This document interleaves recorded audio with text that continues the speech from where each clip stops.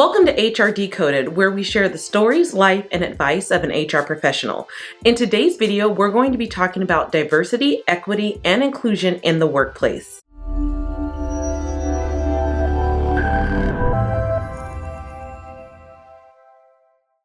Hi, I'm Nika and welcome to my channel. If you're new here, thank you so much for tuning in. Over the last 2 years, DE&I has become sort of this buzzword or this acronym that everyone and every company is using. And why?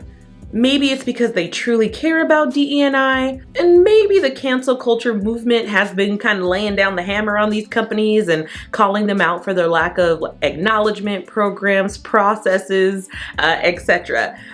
Maybe it's a little bit of both, who knows? With that said, throughout my career, I have worked with dozens of companies on DE&I initiatives. And while their intent may have been pure, it was very apparent that the people in the room really didn't know the difference between DE or I. And to be clear, there is a difference. So let's start with D for diversity.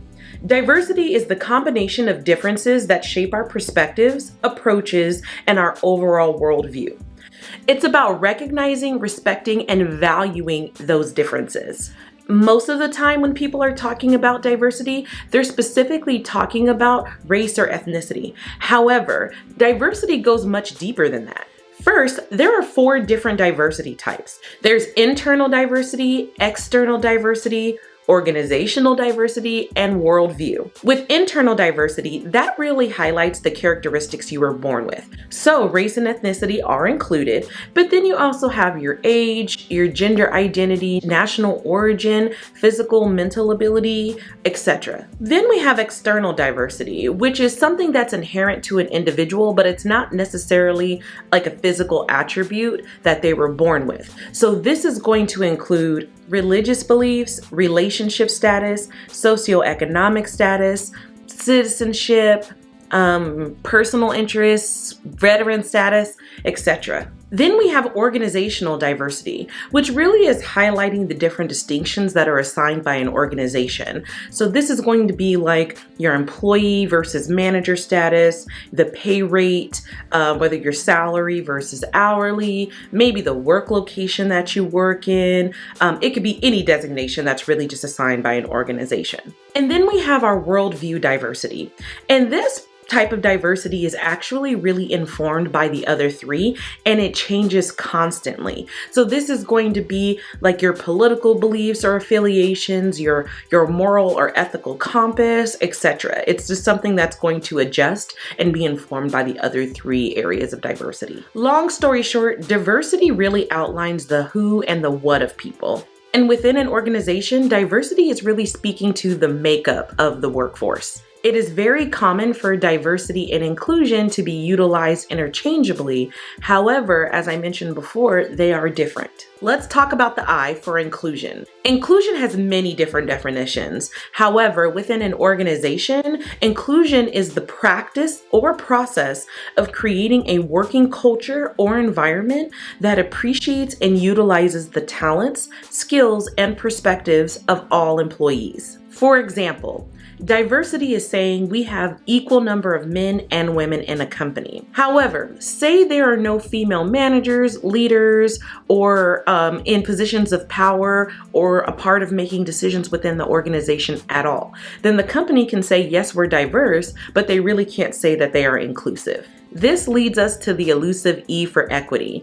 And typically when talking about DE&I, companies or organizations will talk about the D and the I and skip right over the E, as I did on purpose. And I want to highlight that equity and equality are not the same thing. Equity is focused on providing equal access to opportunities and resources, as well as focusing on the organizational processes, systems, and structure that created inequity in the first place. Equality is simply just treating everyone the same, while equity is recognizing that there are differences and celebrating those differences. Another example of equity is, say an organization really does have a problem with having a lack of diversity within their managerial or leadership positions. Say there's no people of color, there's no women, etc. Well, Equity is starting with looking at their promotional or internal movement processes to see what roadblocks have actually been created and are preventing people of color or women from being able to have upward mobility within the organization.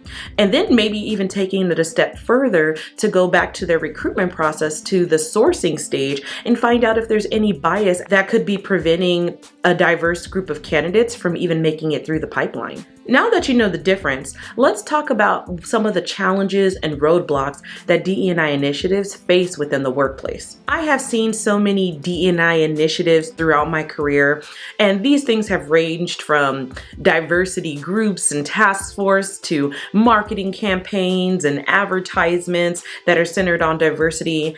And really, the challenges and the roadblocks that these initiatives face are twofold. First, these groups or task force are typically made up of people who care but are not in positions of power to really enact real change. For example, I have been invited to a ton of Black at groups within organizations that I have worked in. And first, the handful of people invited are typically the token person of color from each department, none of which are in a management or leadership position.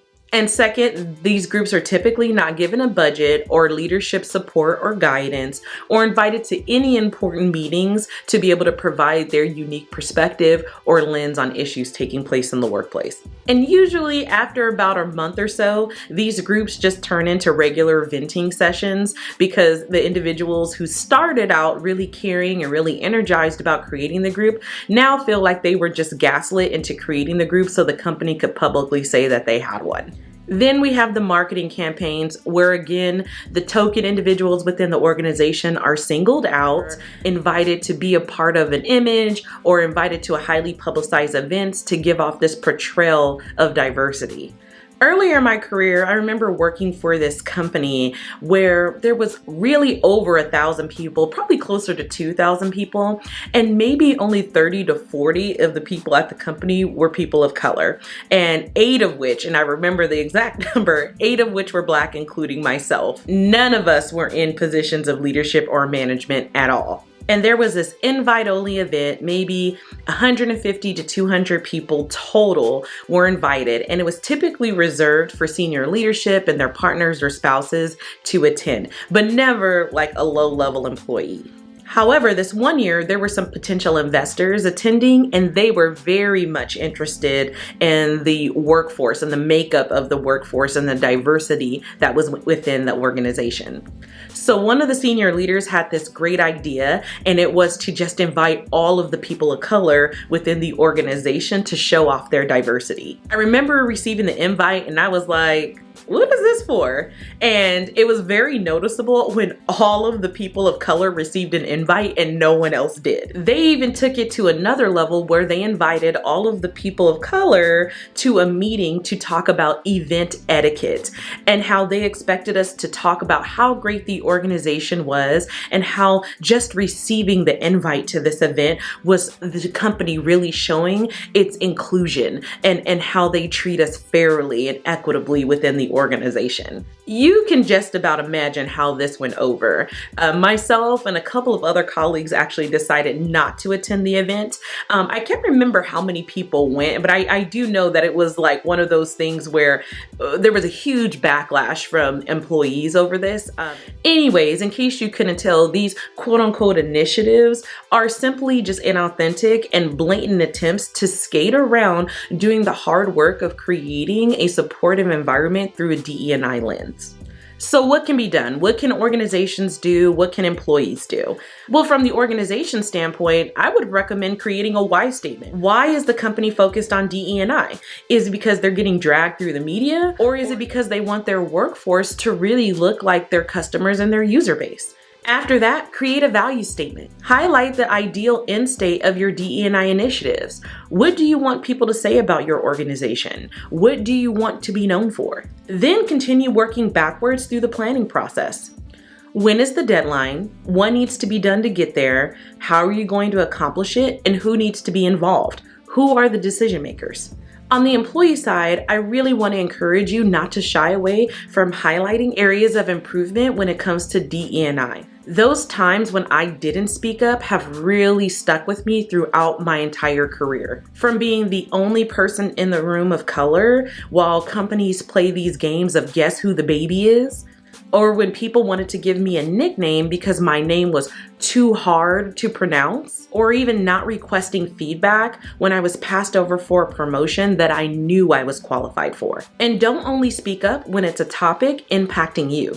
Everyone in an organization contributes to the diversity makeup, and DE&I issues can really spiral. And something that's not impacting you today can turn around and impact you later on down the line. So if you see an inequity happening, you see an inclusion issue, you see a diversity issue, speak up irregardless of whether or not it's an issue purely impacting you or specific to you.